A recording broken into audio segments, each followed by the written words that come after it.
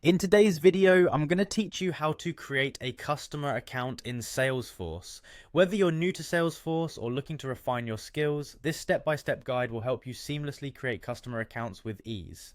Let's dive right in. First, you'll need to log in to Salesforce. Start by entering your credentials on the Salesforce login page. Logging in is essential because it ensures you have access to all the features and functionalities that Salesforce offers. Once you're logged in, look for the app launcher. The app launcher is like the central hub where you can access various apps available in Salesforce. In the search bar of the app launcher, type accounts. This will streamline your search and quickly bring up the accounts section. Click on accounts to proceed to the next step.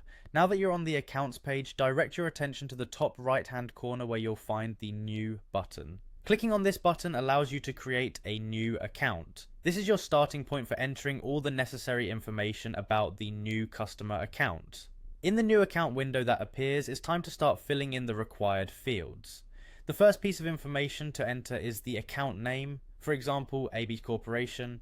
The account name is crucial as it helps you identify the customer easily in your Salesforce database.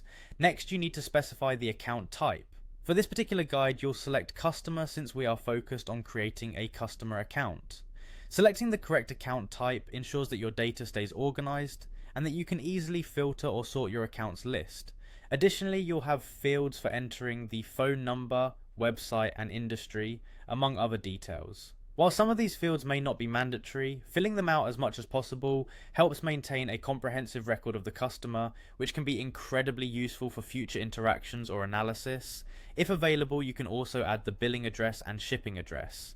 Although optional, entering this information is quite beneficial for tracking the locations linked to your customer accounts. This step provides logistical details that might come in handy for shipping, billing, or even regional marketing strategies.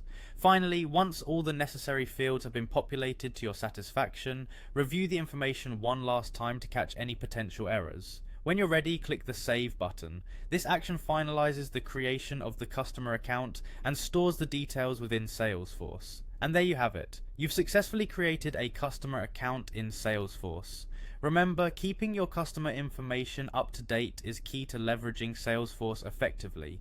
Thank you for watching, and don't forget to subscribe for more Salesforce tips and tutorials.